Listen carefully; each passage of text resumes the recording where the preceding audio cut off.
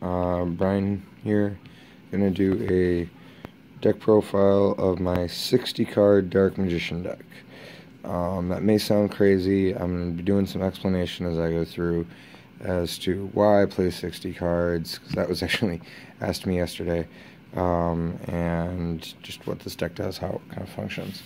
So for starters, of course, we have 3 copies of Dark Magician. No shocker there for a Dark Magician deck. 3 copies of Magician Dark Illusion, 3 copies of Magician's Rod. This is all pretty standard. Main decking 1 copy of Knight's End Sorcerer, 2 copies of Fairy Tale Snow. I'm going to set this up here for a second.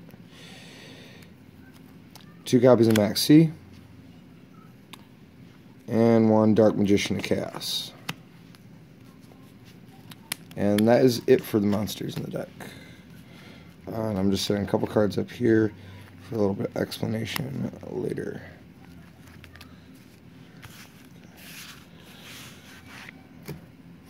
Into the spells. 3 copies of Dark Magical Circle. 3 copies of That Grass Looks Greener.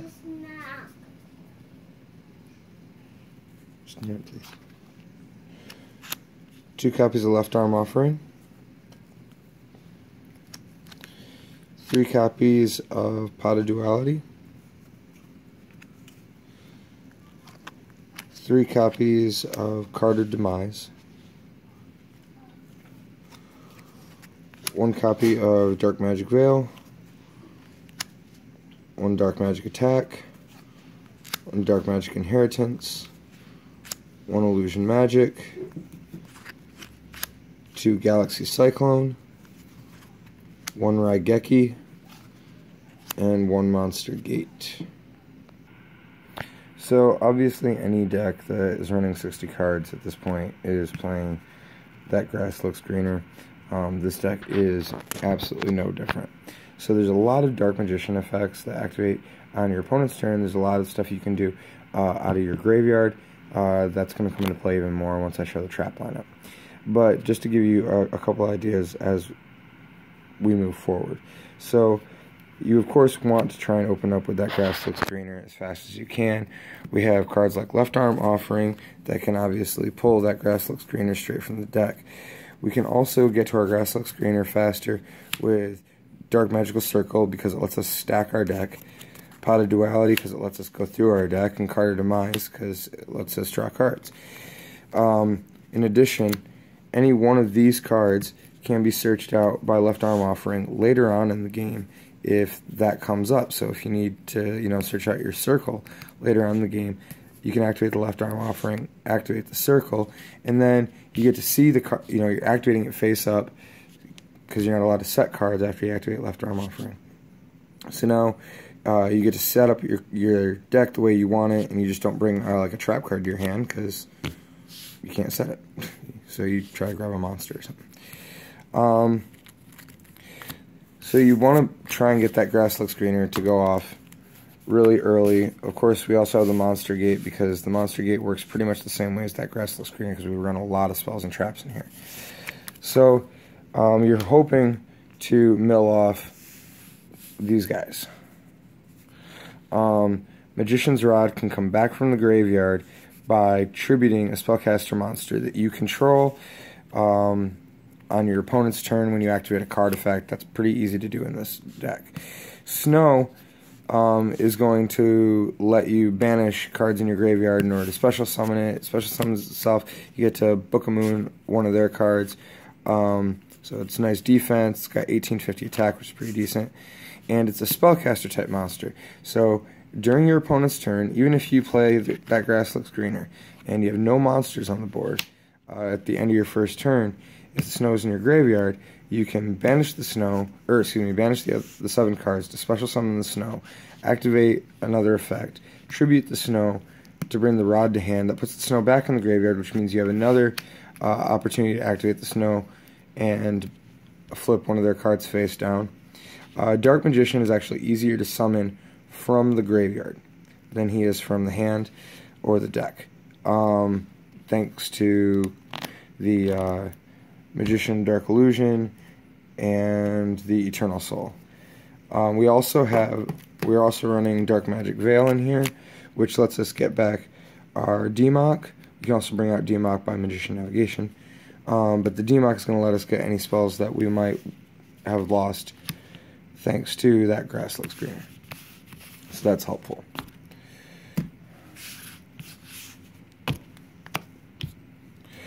Into the traps. So 3 copies of Magician's Navigation. So again, into the 60 card thing. Odds are you're only going to want to like resolve the on-field effect of this once, maybe twice. Like I've had some games where I get 2 Magician Navigations successfully off to special summon 2 Dark Magicians out of my hand. That usually requires a little bit of setup, using like illusion magic. But a lot of times, like you can get one of these in your hand and mill off 2 of them using that grass looks greener, and then it's just this awesome negating spell cards effect. You know, negate a Regek, and negate. I was playing a tournament yesterday. I negated Dark Hole. I negated Void Vanishment. I negated MST. I negated, you know, lots of really crucial spell and trap cards for my opponent using navigation. So, awesome. 3 copies of Eternal Soul. Now, this, along with the Circle, as long as you don't mill all 3 of these and you don't mill all 3 of your circles, you're good. It's like all you're really hoping. If you do mill all 3 of these, it can be kind of a hard go. This will let you bring back your Dark Magician out of the graveyard, or it can search the Dark Magic attack out of your deck. It also protects all your Dark Magicians, so you know, the board wipes won't affect them. So you see a lot of Dark Holes and Regekis being played now. This will protect you from that. 2 copies of Lost Wind. This is a new card. So you can target a special summon monster and negate its effects, cut its attack in half permanently, and then when a monster special summoned from your opponent's extra deck, you can set this card from your graveyard. So this card made some huge plays for me yesterday. 2 copies of Spiritual Swords, a Revealing Light. Again, another card you can activate out of your graveyard, banish it to negate the battle phase, pretty much for direct attacks, which can really save your butt with not having so many monsters in here. 3 copies of Paleozoic Dynamiscus. This is targeted banishment, and it also lets you special summon it from the graveyard. You know, nice to have a couple extra monsters. 2 copies of Paleozoic Oldenitis. This is the MST one. This makes up for the back row destruction that my Galaxy Cyclones don't cover.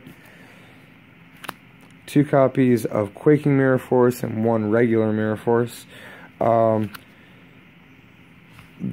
This isn't the only deck that has ways to get around destruction, but you know, the board wipe, this will set cards face down, and then you just have like infinite time to set up what you want. Mirror Force is good destruction and can force out some cards if it's unsuccessful, you know, so I always kind of look at it as a, well, you might get it, you might not. I got the Solemn Trio here, so 1 warning and 2 strikes. 1 Torrential Tribute, and 1 Vanity's Emptiness. So there's a whole lot of cards that I can activate out of the graveyard during my opponent's turn, and just, you know, I've literally only lost 1 game where I've resolved this in my first turn. This sets up so many plays. Into the extra deck, got 1 copy of Paleozoic Opabina. So you overlay some Paleos to search out another Paleo. 1 copy of Totally Awesome, again with the Paleos. 1 copy of Grand Pulse. 1 copy of Levier the Sea Dragon. These can be summoned using 2 copies of your Rod. 1 copy of Downward Magician. This is really nice because you can do things like use the Paleozoic Opabina, and you say, okay, I'm going to use Opabina, and I'm going to search out a Paleo trap, and then I'm going to overlay the Downward Magician in main phase 2 on top of my Paleo, and now I have a spellcaster that I can use for my rod. So that's really helpful. 1 copy of Heartland Drago. 1 copy of Dark Rebellion Xyz Dragon. 1 copy of Skyblaster. Musketeer, Stowe, whatever. 1 copy of Ebon High. 2 copies of Ebon Illusion. 1 copy of Big Eye. 1 copy of Red Eyes Flare Metal. 1 copy of Cyframe Lord Omega. And 1 copy of Azure Eyes, the Silver Dragon. That does it for the deck profile. So, hope you guys liked this. Let me know. Until next time, take it easy.